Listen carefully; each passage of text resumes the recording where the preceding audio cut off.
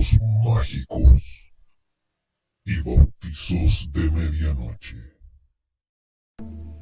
Bienvenidos y bienvenidas a un nuevo podcast de relatos mágicos y bautizos de medianoche del Instituto Arcano Paracelso. En el podcast del día de hoy nos corresponde nuestra sección Quiero mi conspiración ahora, donde hablaremos acerca de la historia secreta de Superman. Hay dos eventos claves en torno a la creación del primer superhéroe, ambos en junio de 1938. Por un lado, la vida personal de Jerry Siegel, uno de los autores del personaje. Por otro, la Gran Depresión de los años 30 que tenía a Estados Unidos por el suelo. Había necesidad de crear un Mesías y al mismo tiempo un símbolo religioso para un país sin ellos. Superman fue ideado por dos jóvenes judíos de Cleveland, ambos sin un centavo en el bolsillo.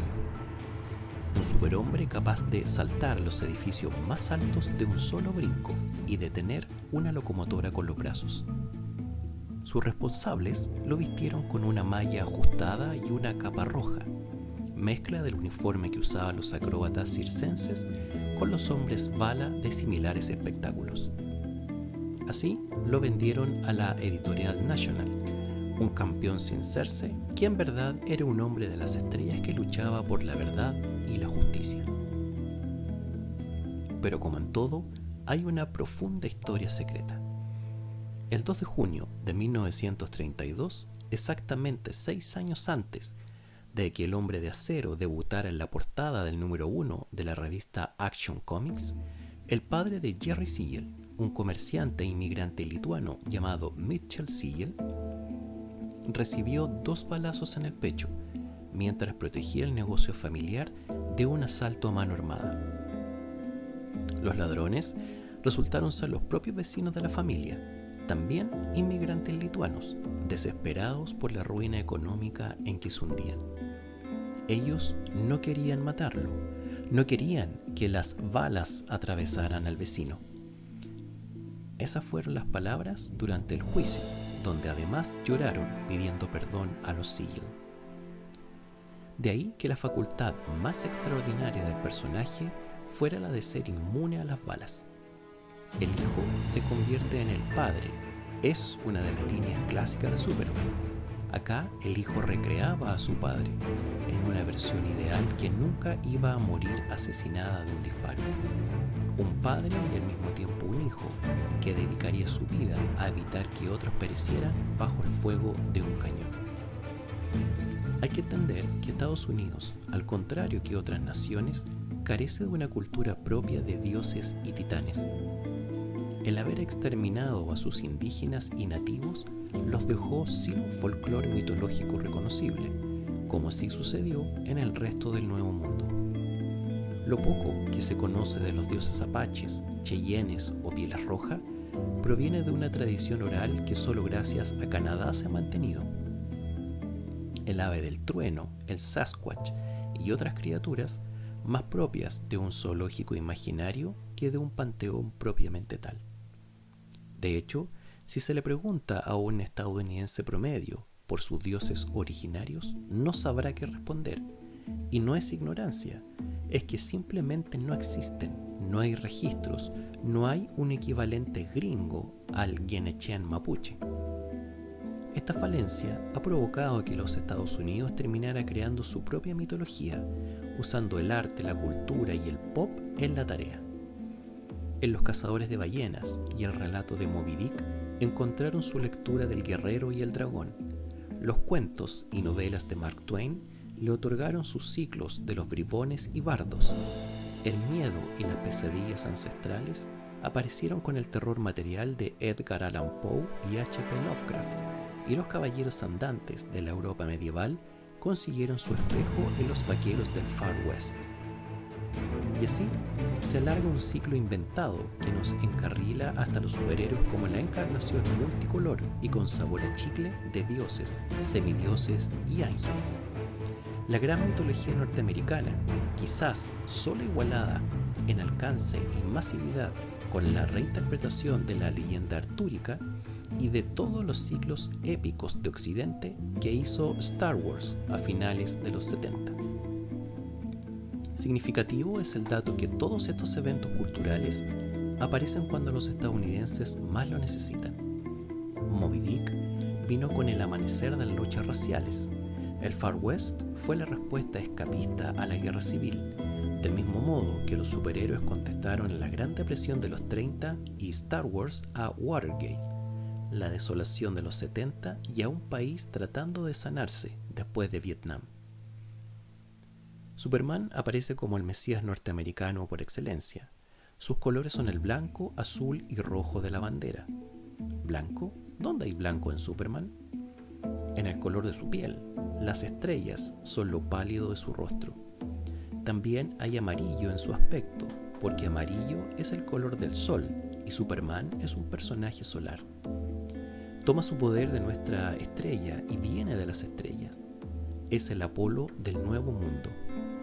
Lo apolíneo de los Estados Unidos que se enfrenta a lo dionisíaco y caótico que hay fuera. Cuando Siegel y Shuster crearon al personaje en 1938, este no podía volar, sino solo saltar. Además, su historia era algo distinta. No existían los padres adoptivos. El niño había sido encontrado por un camionero que lo entregó a un orfanatorio, donde el niño Kal-El, rebautizado como Clark Kent, se criaba. Pocos detalles dan de cómo había sido su infancia y de un instante a otro era adulto y llevaba una doble vida como periodista y superhéroe. Todo eso cambió en 1941. Es aquí cuando la historia secreta de Superman se convierte en la conspiración de Superman. En 1941, el Departamento de Defensa de los Estados Unidos comenzó la construcción de un edificio emblemático de 5 lados en el condado de Arlington, Virginia, obra que sería en su tipo la más grande del mundo. En lo oficial, la forma y nombre del lugar hacía referencia a las entonces 4 fuerzas armadas del país: Ejército, Naval, Cuerpo de Marina y Guardia Nacional, más el Estado Mayor, conjunto que las une. Dato a la causa antes de continuar. La Fuerza Aérea de los Estados Unidos no fue autónoma hasta 1947, siendo anteriormente cuerpos aviadores dependientes tanto del ejército como de las 2 marinas. A partir del 47 fueron 5 las ramas y 6 desde 2019 con la creación del Comando Espacial. Más, lo cierto es que la forma de pentágono hacía referencia también a la geometría sagrada y simbólica de toda la arquitectura de la capital norteamericana, responsabilidad de masones, como también fue el Capitolio y la Casa Blanca. Tanto el general Brehon Somerville, jefe de obras, como el presidente Franklin Delano Roosevelt, ideólogo de las mismas, habían sido iniciados. Roosevelt estaba forjado en los grados filosóficos y ostentaba el número 33 del rito escocés. El edificio era la suma del 2, que es el arquetipo de la creación, es decir, la suma de 1 más 1 y el 3, que es el resultado de esta creación, una nueva vida o un nuevo hombre, ya que 5 es además número de hombre, tal como lo expresó Leonardo da Vinci en El hombre del Vitruvio, que encierra en su círculo una figura humana que es básicamente una estrella de 5 puntas. El Estado Mayor buscaba además un símbolo popular para enseñar al mundo lo que representaba su edificio. Hablaron con National Comics, entonces ya parte del grupo editorial Detective Comics, para que realizara cambios puntuales en Superman, de modo de convertirlo en la expresión masiva de los ideales militares estadounidenses. El color del uniforme, por ejemplo, se aclaró para acoger un azul más brillante, similar al de la bandera. Y el símbolo, que en un inicio era un escudo amarillo y luego un triángulo negro con una letra S roja al centro, evolucionó hacia un pentágono estrellado amarillo, con una estilizada S al medio que, si se observa bien, no es una letra, sino una serpiente enroscada, una víbora que incluso tiene un ojo triangular con el cual mira el mundo donde ha sido atrapada. La serpiente representa lo subterráneo, lo maligno, el Satanás del mundo antiguo, encerrada y derrotada dentro del pentágono de la nueva idea estadounidense y alumbrada por el amarillo del sol. Este nuevo Superman, que a la larga sería el definitivo, surgía como el dios americano, suma de la creación con la nueva idea a través de un nuevo hombre que mediante el amarillo del sol emergía en un nuevo amanecer que encerraba en su pecho el mal y a la oscuridad ancestral. Ya no era solo el hombre de acero, era el hombre del mañana, y el mañana de este masónico nuevo destino no era un concepto abstracto, nunca lo ha sido. Ese mañana son los Estados Unidos de América.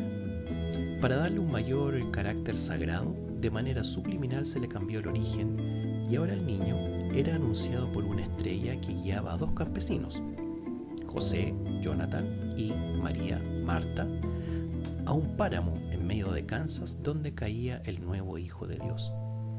Jesucristo había vuelto, tal como hacía la Biblia, pero no como un humilde hebreo, sino como un ciudadano estadounidense.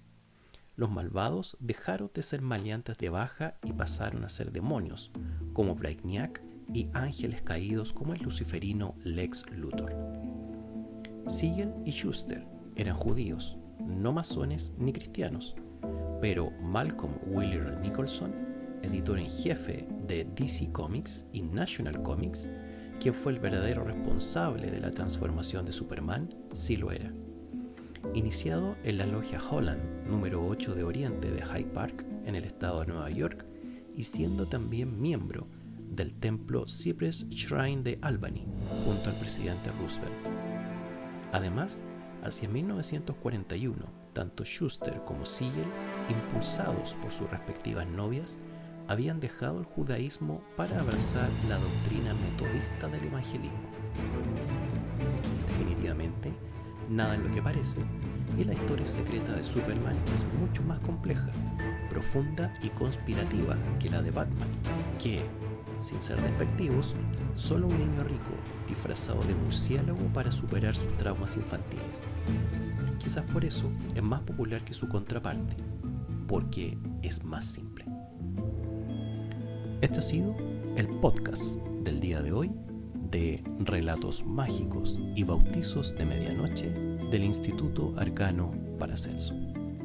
Nos vemos en un siguiente podcast. Relatos mágicos y bautizos de medianoche.